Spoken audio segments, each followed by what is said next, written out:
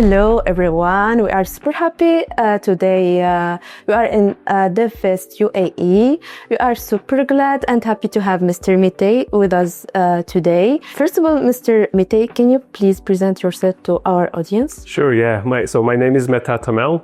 I'm a developer advocate at Google Cloud, developer relations team based in London. And yeah, I've been at Google for 9+ years now. And then, yeah, before Google, I was a software engineer in various companies for close to 10 years or so. Great. Then, Mr. Mete, your career is diverse.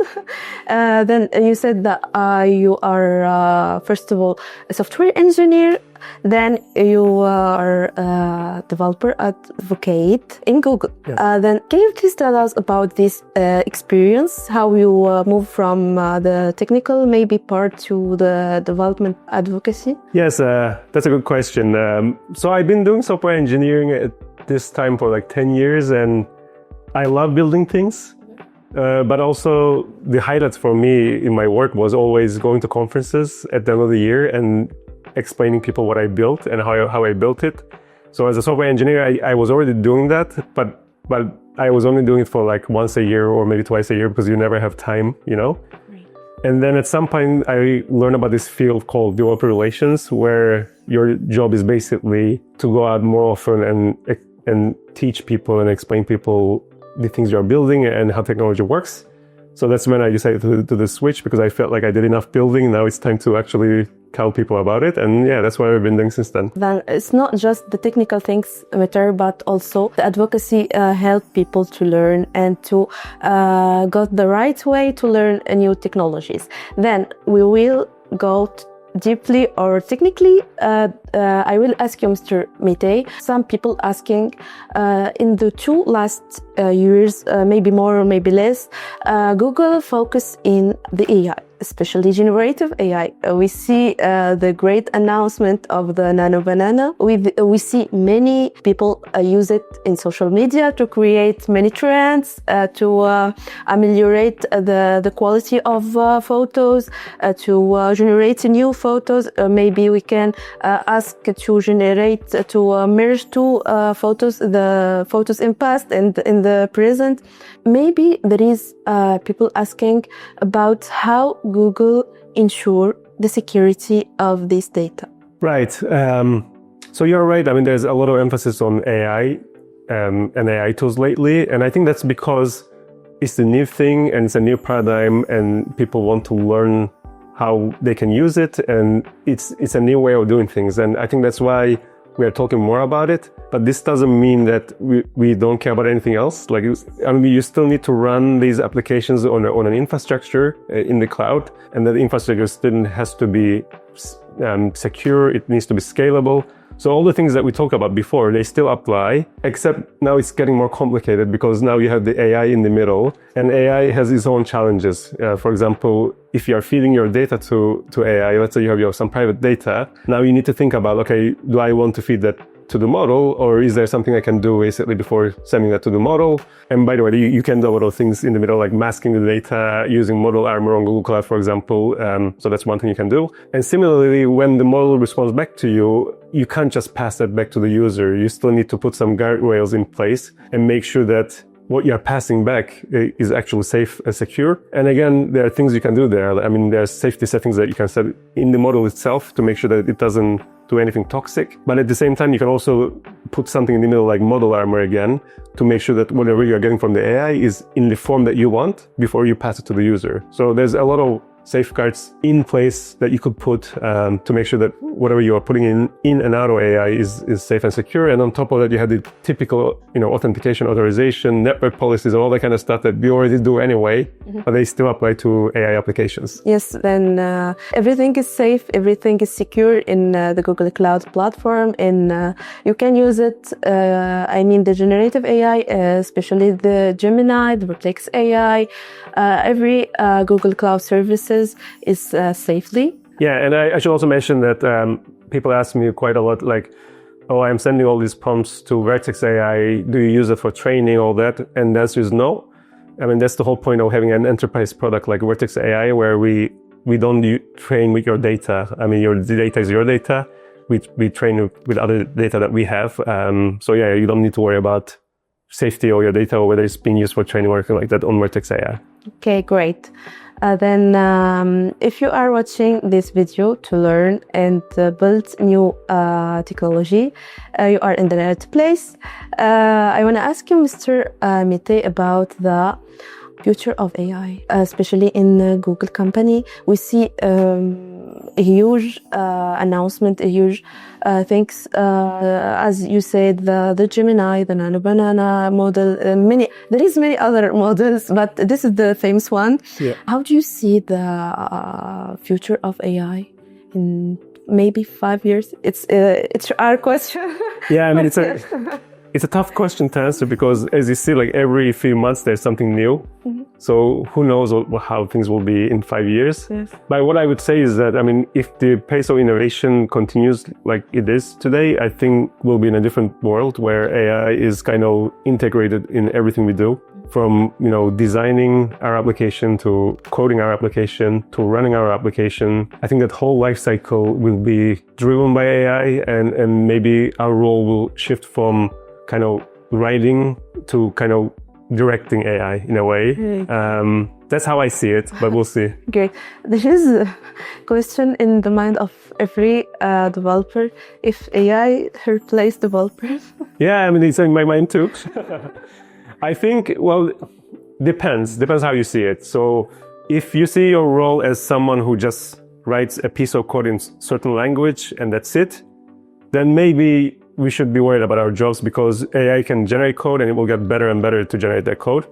But I feel like a software engineer's role is much more than that. It's not just writing code, but it's designing systems, integrating with existing systems, talking with stakeholders, making sure that the system is scalable, operational, all that kind of stuff, right? So I think in that sense, I'm not worried because our job is not as easily as automatable as people think. But I feel like it will get easier in the sense that all the low-level details that you have to figure out, like which library should I use or how do I generate this code, it will probably go away with the help of AI, and our role will be at a higher level where we are just directing different agents to do the tasks that we want. So we still need a person to drive that, I think. And so that's why I'm not worried personally, but again, I don't know. Okay, then always we need the human touch, we need the human configuration or something like that to advance in this part. Then if one of our audience, like our session, see it good, he wanna start a career in Google Cloud, in the GCP platform especially. Can you tell us a small roadmap maybe to start from scratch? Yeah, so how do you get started with Google Cloud from scratch? I think the best way to start is basically start with documentation, because documentation is basically the building blocks of like what you can do on Google Cloud. Then from documentation, you'll get into samples, so the actual code on how to build services and how to run them. So that's the next step. And then after that, you can look into either courses or certifications. So on Coursera or even on Google Cloud, there's a bunch of different courses that you can take. So the more courses you take, usually the better, because you can get exposed to different things. If you want to make sure that you are doing this in a structured kind of way, then there's certifications where it kind of focuses you on a certain path. So that not only helps you to actually learn, but at the end go for an exam, and that can motivate people to actually put a deadline and make sure that they're actually learning in a certain path. And then, but I think these are all nice, but for me, the biggest learning is actually building something. So once you know the basics, then what I would advise people is come up with an idea, come up with an application idea where you want to build something, and then see if you can do it. And especially with AI now, you don't need to know everything. If you're not a front-end developer, I'm not a front-end developer, but I can use AI now to generate this simple front-end and then talk to my back-end. So I think that's the best way of learning, because that's when you actually get into the code and actually practice and figure out what you need to know. Because it's hard to know what you don't know, but then if you're building, you kind of have to figure it out. So that's what I would suggest. Like learn the basics with docs and samples and all that. But as soon as you do that, start building something. Great. Then, by the way, I start my career in the Google Cloud platform, especially with something called Google Cloud Skills Boost. This is especially for students. We can get for free trial. In this platform, we have videos from Googlers. Also, we have labs, and you can get a small test and in the end of your journey to see your level, if you are learn or just skip the video.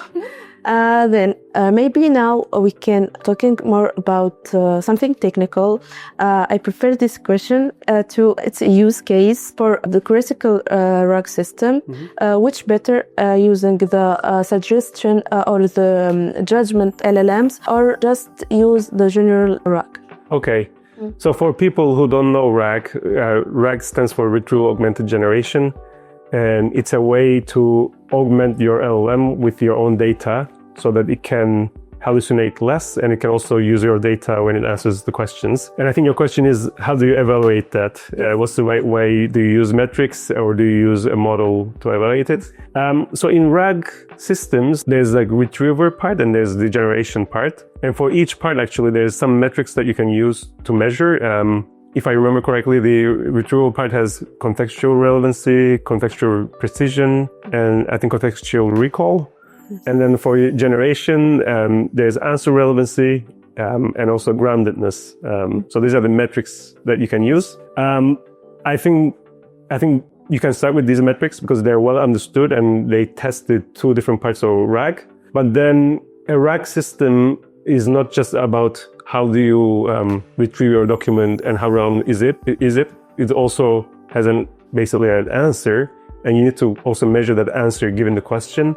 So for that, I think you need to define your own metric, whatever metric is important to you, and use that. So for that part, maybe you will need a model as a judge kind of thing, where you define the metrics that's important to you, and then use a model to see if the actual response after the RAG is actually a good one. So yeah, it's a combination of both, basically. Like, use the typical RAG metrics to make sure that your RAG system is actually good, and then after that, use a model-based metric, one or two, to make sure that your response is actually good. Great. It's not a question, it's an advice. If you have an advice to give it to someone, it's general, not just for Google Cloud or for Cloud AI. If you want to give someone a gold advice. Gold advice. Yeah. Well, I think in tech, the main advice I can give is keep learning, because everything changes. Especially now with AI, things are changing even faster. I always feel like a beginner because, it's true, because every other year there's a big paradigm shift and then you have to start from scratch again. And I think the good thing about AI nowadays is that everyone is starting from the beginning, except maybe if you're an AI researcher, maybe you know a little bit more about the underlyings of AI, but everyone's trying to use AI. We're all trying to figure out like how this thing works. And every time a new model comes, it's slightly different behavior. So you have to play with it. You have to experiment and see how it works. So I think to be successful in tech, you have to be open to change, and you have to be open to learning and be comfortable with being a beginner every other year. So that's my advice, basically. Okay, great. Yeah. Then just learn, build, and always practice, because like Mr. Mete said, if you just read and something and we don't practice it, maybe you got forget it. Exactly. I mean, it's hard to kind of retain something if you don't actually use it. Yes. Right? Then that's great. Also, I want to tell you that we have a lot of for free resources if you want to start learn cloud. We are now in the GDG Sharjah. There is a community full of community in Google. There is many communities for students called GDG on Campus and GDG, and also the Google Developer Expert Community. Google offers many resources, always for free. Then you don't have to be waiting. Just start now, learn, build, and you will be an expert. Okay, then thank you so much, Mr. Mete. If you have anything to add it. No, thanks for having me. It was great to talk to you. Thank you for accept our invitation, and I hope you are enjoying this day here in the Middle East, and I hope to see you also in Tunisia. Hopefully, yes. Inshallah. Thank you so much. Thank you. Merci.